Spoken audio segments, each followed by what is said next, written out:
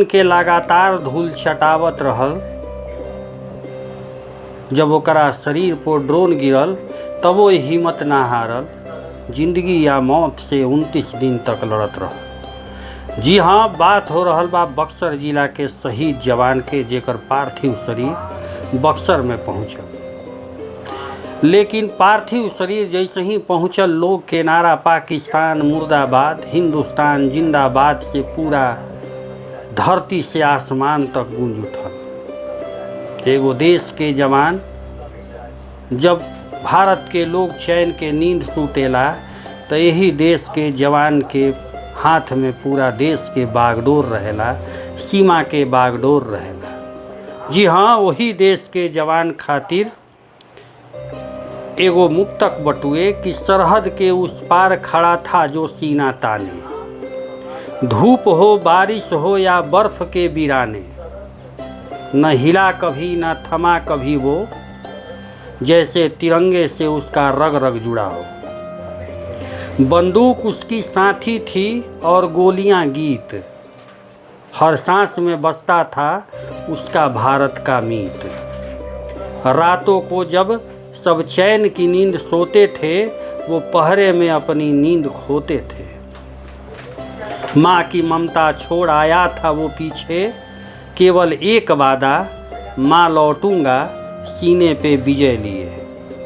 पर लौट कर आया तो तिरंगे में लिपटा, माँ ने देखा और उसका दिल 1000 टुकड़ों में बटा। आंखों में आंसू थे पर चेहरे पर गर्व, मेरा बेटा शहीद हुआ है, ये बोली उस माँ की स्वर। गांव का हर बच्चा उसे भगवान मानने लगा और तिरंगा आज भी और ऊंचा ऊंचा लहराने लगा। भारत माँ के वो सपूत के भोजपुरिया समाचार सलाम करत बड़ुए। हर भारतवासी, खासकर बक्सरवासी और भारत माँ के सपूत खातिर जय हिंद कमेंट में जरूर लिखब।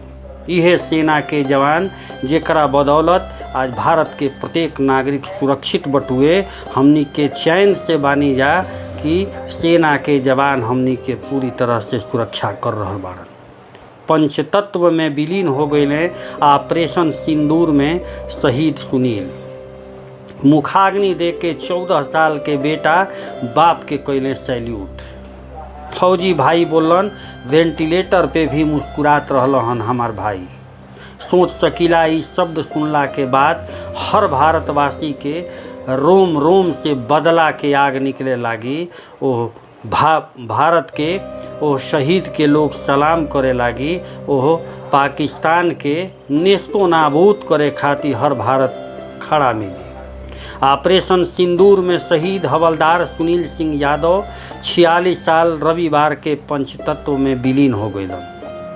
पैतृक गांव नरबतपुर में 14 साल के बेटा सौरभ यादव, उनका के रानी घाट पे मुखाग्नि देले। मुखाग्नि के बाद बेटा और बूढ़ पिता शहीद के सैल्यूट कैलो। इससे पहले जवान के गांव से 8 किलोमीटर पहले ही पार्थिव शरीर के साथ तिरंगा यात्रा निकालल गई। बड़ संख्या में लोग बाइक के साथ चलत रहलन, हाथ में तिरंगा लिए वंदे मातरम भारत माता के जयकारा लगावत रहन। शहीद के पार्थिव देह घर के बाहर अंतिम दर्शन खातिर रखल गई।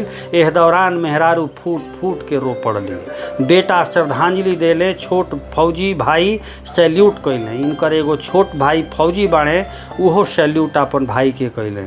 फौजी भाई बतैलन कि हम सुनील सिंह बुरी तरह घायल हो गए रहन, हमला में हमार भाई बुरी तरह से घायल हो गए रहन, उनकर हालत क्रिटिकल रहे, वो हिम्मत बहुत रहे। वेंटिलेटर पे होला के बावजूद भी हमार भाई मुस्कुरात रहन, कहत रहन टेंशन नहीं खे लेवे के। सुनील सिंह 9 मई के हमला में घायल भइल रहन। इलाज के दौरान 5 जून के शाम के उनका के उधमपुर आर्मी हॉस्पिटल में अंतिम सलामी दिहल गई। यह तरीका से बिहार के एगो लाल 27 दिन तक जिंदगी या मौत से जंग लड़त लड़त यह भारत के छोड़ के, यह दुनिया के छोड़ के चल गई। बता दी कि 9 मई के रात पाकिस्तानी ड्रोन हमला में वो गंभीर रूप से घायल हो गए रहन।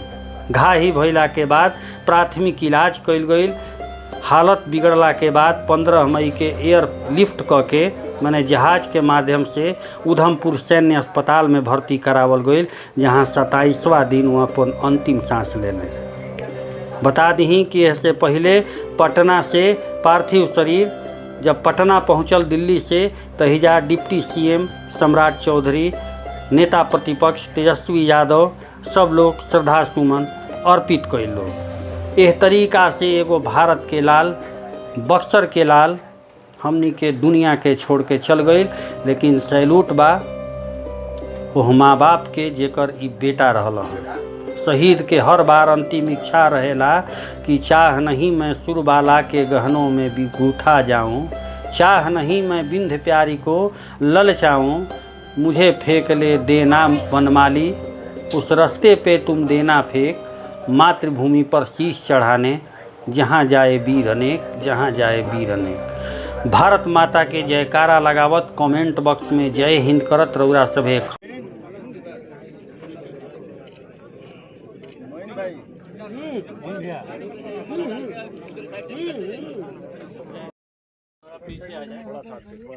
थोड़ा साइड से ना हम लोग